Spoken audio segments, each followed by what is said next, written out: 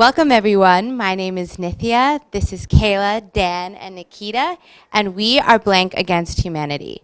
Blank Against Humanity is an asynchronous mobile app game that brings together teams, organizations, and companies. It is designed after the popular game Cards Against Humanities. So the premise is simple, a black card is selected, and players submit their funniest white cards that fits the context.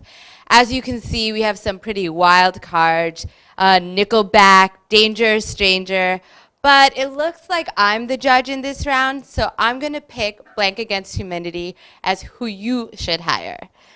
That being said, we are not just a clone of the original game. We allow our users to generate their own content. This can be funny office inside jokes, memes of your colleagues, or GIFs of your favorite show. So how do we do this? We integrate with Slack. Slack is a messaging app used in team ecosystems. Users can generate white or black cards right from their channels, right from Slack. Our Slack bot then takes this data, sends it to our server, and the cards are ready to use when you play. So now Dan is going to describe how to play and create the game. Thanks, Nithya. So this is the home screen, and here you can see the games that are currently being played by your organization. You can either join these games or create a game of your own, and I'll walk you through the game creation process. So here you enter a name for your game, fill out some settings, then you select a deck from a list of decks that were created by your organization through Slack. If you want, you can also choose a default Cards Against Humanity deck. So it looks like the black card we got is what makes a JavaScript developer sad. And on the right, you can see a player trying to pick the best black card in response to this. Just above that, you can see a timer that I set in the previous screen. And if a player does not pick a card in the allotted time, then they'll forfeit that round. And if a judge does not pick a winner in time, then one will be chosen at random. So now I'll be doing just that. And my options are drop tables and cross-browser compatibility. Personally, I always sanitize my inputs, so I'll go with the second card. And then the game will progress to the next round with a new judge and a new set of cards.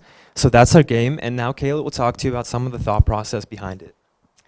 Thanks, Dan. So Blank Against Humanity is actually a hybrid mobile app which we built using Ionic. And for those of you who aren't familiar with Ionic, it's a framework that lets you use web technologies like Angular to build mobile apps that can be deployed like real native mobile apps. You can download them through the App Store and Google Play.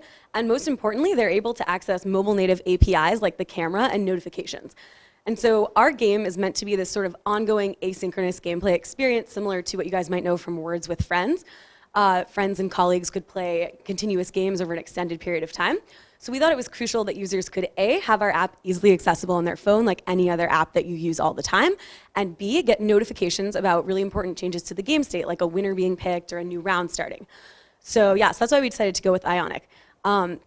And creating a mobile app was a really interesting experience that came with some very particular technical challenges, specifically around integrating OAuth with Slack, which has to work quite a bit differently in a mobile app context than it does in a typical web app running in the browser. And we ended up working with an in-app browser and local storage to store the user session on the client side rather than the server side and create the best possible user experience. And with that, Nikita's going to talk to you guys a little bit more about the data flow in the background behind our app. Thanks, Kayla. So all of our content is stored in our backend in a PG SQL server, but when the game starts, it's ported up to Firebase, which can keep all of our front-end clients in sync, so they all are seeing the same game state. Our backend also does managerial work on the game state. For example, once all players have submitted their cards, it changes the state into the judging phase of the game. We're hoping to get our apps deployed on the various mobile app stores, as well as the Slack app store soon, and look forward to playing with you guys. Thank you.